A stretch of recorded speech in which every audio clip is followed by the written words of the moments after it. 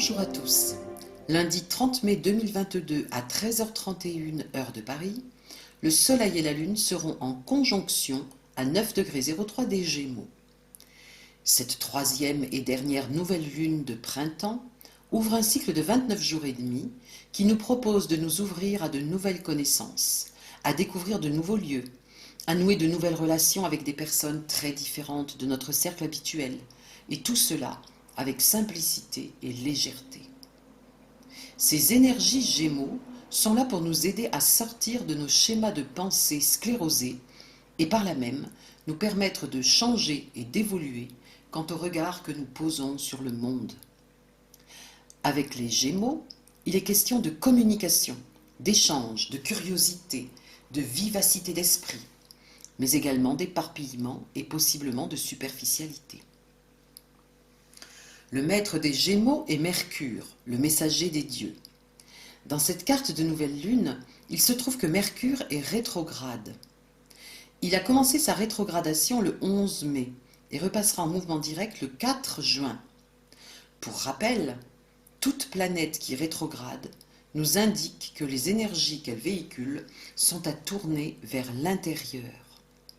De ce fait, durant les périodes de rétrogradation, il est plus judicieux de chercher en nous, dans notre comportement, dans notre attitude, dans nos paroles, dans nos choix, dans nos réussites comme dans nos échecs, ce qui a pu nous mener là où nous en sommes. Ce sont des moments privilégiés pour avancer dans la connaissance de nous-mêmes et donc dans la conscience de nous-mêmes. Avec Mercure, il est question de notre façon de penser, d'échanger, de communiquer, d'apprendre, de comprendre. Interrogeons-nous sur les pensées qui éventuellement nous obsèdent, ou sur des pensées qui nous traversent mais que nous ne retenons pas, ou encore sur notre façon de conduire ou de suivre un débat d'idées. Mercure natal représente aussi notre forme d'intelligence. Regardons où il se trouve dans notre ciel de naissance et voyons s'il forme un aspect avec le Mercure rétrograde de cette lunaison. Dans quel élément il se trouve, en natal et dans ce transit. Cela nous donnera des indications sur ce qu'il peut nous apporter et éventuellement provoquer comme changement au niveau de notre pensée et de notre communication. De plus, Mercure rétrograde est carré à Saturne. Cela conforte et même amplifie le besoin d'introspection signifié par la rétrogradation de Mercure, dans le sens où Saturne, lorsqu'il ne bloque pas, reste malgré tout un frein, un ralentisseur. Une introspection demande de sortir du rythme effréné de nos vies et du bruit qui nous entoure.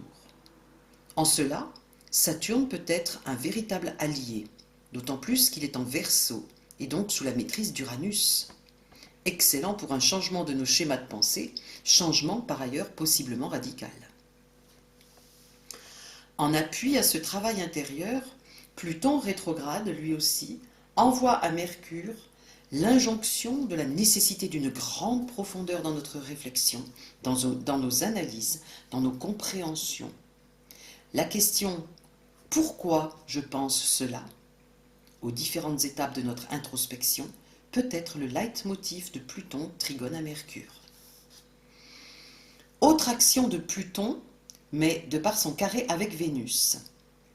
Une injonction de purification émotionnelle et relationnelle, purification qui peut aider notre pensée à être plus souple et plus libre.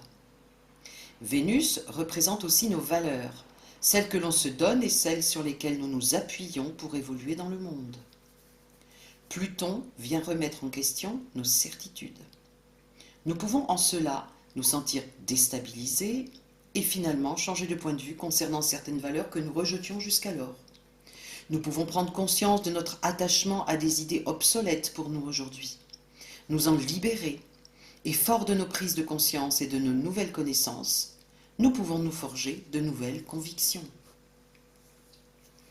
Il est à noter que Vénus maîtrise le signe du Taureau, où se trouvent justement Mercure, Uranus, le nœud nord et Vénus elle-même.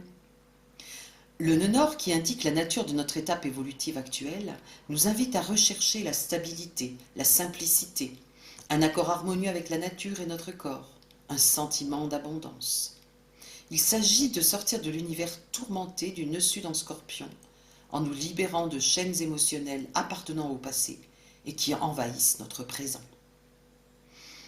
La conjonction de Mercure au nœud nord nous dit que le meilleur moyen actuel pour y parvenir est d'être curieux, de nous intéresser à de nouveaux centres d'intérêt, de saisir les occasions de nouvelles expériences.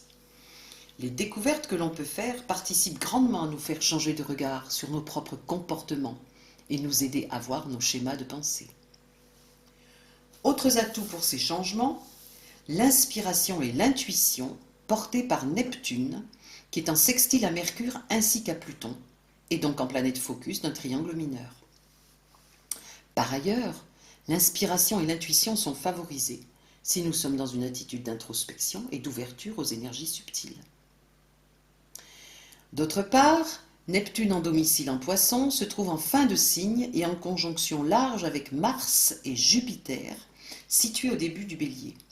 Cette forte énergie de feu, de désir d'entreprendre, d'action, d'enthousiasme, est associée à Neptune, porteur d'une réceptivité maximale et d'ouverture à tous les possibles.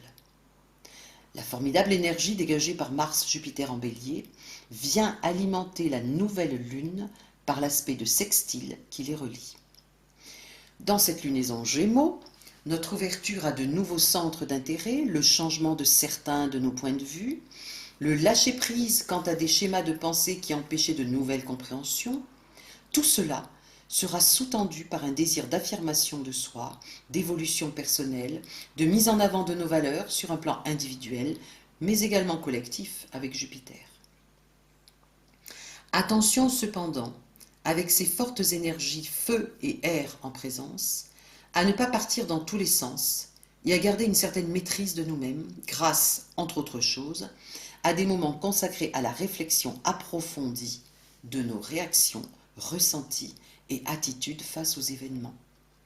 Notre communication pourra facilement être agressive, ponctuée d'accès de colère. Mars est puissant car en domicile en Bélier et Jupiter peut tenir un rôle d'amplificateur. Soyons donc vigilants. D'un autre côté, Jupiter peut aussi amplifier notre besoin de jouissance matérielle et affective et notre besoin de sécurité et de stabilité de par le semi-sextile qu'il forme avec Vénus. Une Vénus en domicile, en taureau, une Vénus terrienne qui peut permettre de nous reconnecter à la réalité physique au cas où nous perdions pied. Ceci étant, Jupiter et Vénus sont tous deux reliés à la Lune noire en Cancer, respectivement par un carré et par un sextile. Notre sécurité intérieure, notre sentiment de protection, la stabilité de nos racines sont bien sollicités et interrogés. Plus ou moins actifs pour chacun d'entre nous, comme d'ailleurs tous les autres aspects de cette nouvelle lune, nous avons dans cette carte du ciel deux autres aspects mineurs à considérer. Un semi-sextile exact de Saturne à Neptune et un semi-sextile d'Uranus à Chiron. Aspect de 30 degrés, le semi-sextile demande à associer le côté pratique de la vie quotidienne avec la vie intérieure. Avec Neptune-Saturne, il peut être question de suivre son intuition pour l'organisation concrète de son quotidien ainsi que dans le cheminement de nos pensées dans le cadre du travail d'introspection proposé par cette lunaison. Avec Uranus-Chiron, il nous est dit que les transformations de nos valeurs impulsées par Uranus en taureau, particulièrement les valeurs qui concernent notre corps, nos biens matériels, notre rapport à la terre et notre façon de nous relier aux autres, il nous est dit que ces transformations ont une répercussion directe et profonde sur notre guérison intérieure. Maintenant, si nous regardons dans cette carte calculée pour Paris, dans quelle maison se situe la nouvelle lune, nous constatons qu'elle est conjointe au milieu du ciel en Gémeaux et que son maître Mercure est également maître de l'ascendant Vierge. Le travail d'introspection de Mercure rétrograde est donc porteur d'une belle évolution, aussi bien sur le plan personnel que sociétal. Pour conclure cette première partie, Nous pouvons dire que cette nouvelle lune est l'occasion de découvrir de nouvelles façons de nous relier au monde et à nous-mêmes, et que, même si le cheminement vers le nœud nord en taureau est pour l'instant contrarié par certains de nos schémas de pensée cristallisés qui nous empêchent d'être réceptifs à d'autres visions du monde et de nous-mêmes, Saturne en Verseau carré au nœud lunaire, les énergies en présence sont particulièrement fortes pour nous aider justement dans ce processus de décristallisation de pensées qui nous bloquent et que notre détermination est très forte pour mener à bien ce travail. En effet, le modèle grappe de ce thème dégage beaucoup d'énergie concentrée et la planète conductrice du modèle étant Pluton, les transformations profondes sont bel et bien à l'ordre du jour.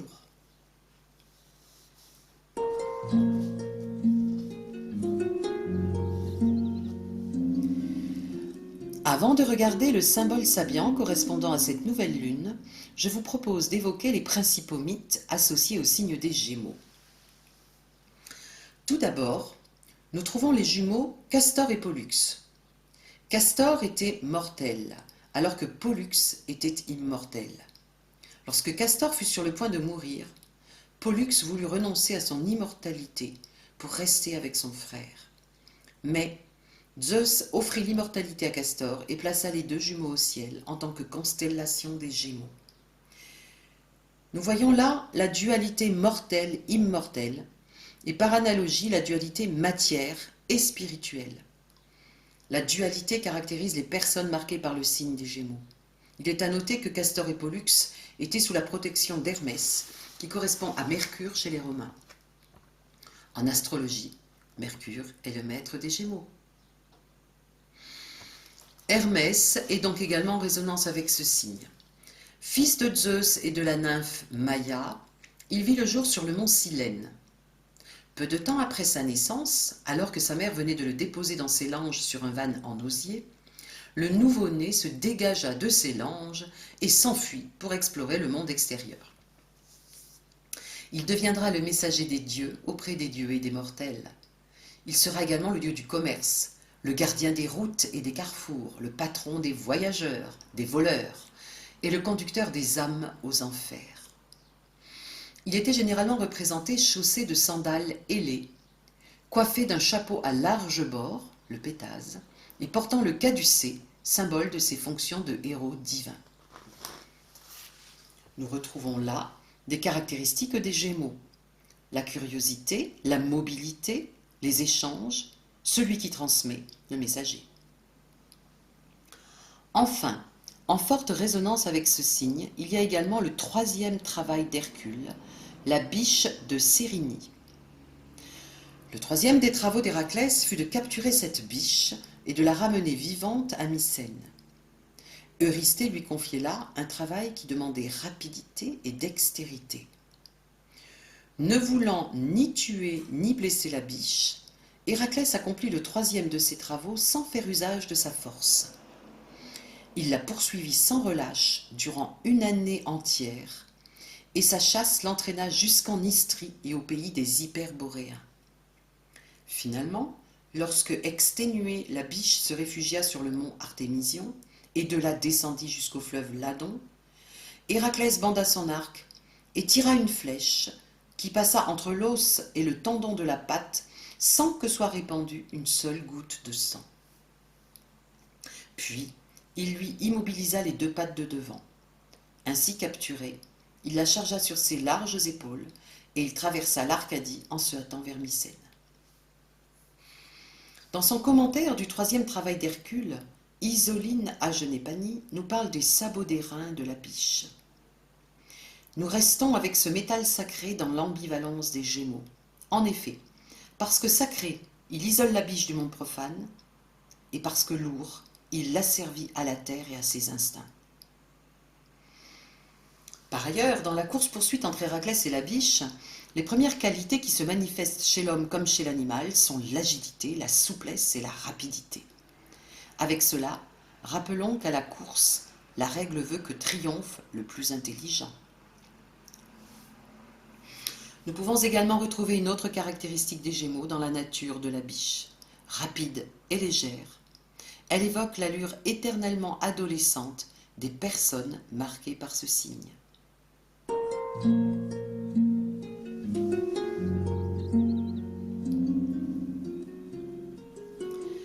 Je vous propose maintenant, pour compléter cette étude, de regarder le degré sabiant de cette nouvelle lune. Pour une position à 9 degrés 03, nous regardons le 10e degré. Le 10e degré des Gémeaux est intitulé « Un avion effectue un piqué ».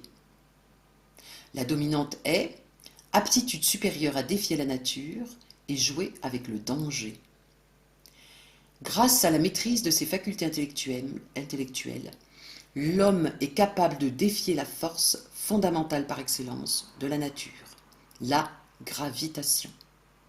Néanmoins, la cible de son défi est autant à l'intérieur qu'à l'extérieur de lui. Par son défi, l'homme se prépare à dépasser le monde physique pour parvenir à des sphères d'existence supérieures. Le sujet, pour le moins en tant qu'esprit conscient et autonome, est irrévocablement contraint au succès ou à l'échec. Les cartes sont clairement distribuées. La situation pourrait se décrire comme l'esprit contre la matière, ou encore la volonté humaine contre la fatalité que symbolise si bien la gravité. En résonance avec le ciel de la nouvelle lune Gémeaux, ce symbole insiste sur le pouvoir de la pensée, sur l'importance de sa maîtrise et donc de la nécessité de dissoudre les schémas se révélant des obstacles pour une juste perception du monde et de l'homme lui-même, ainsi que pour son action avec et sur eux. Cependant, si la synthèse est ici formulée comme étant l'esprit contre la matière, il apparaît que cela est une étape préliminaire, un début devant nous conduire à la spiritualisation de la matière, objectif ultime à atteindre avec un nœud nord en Taureau.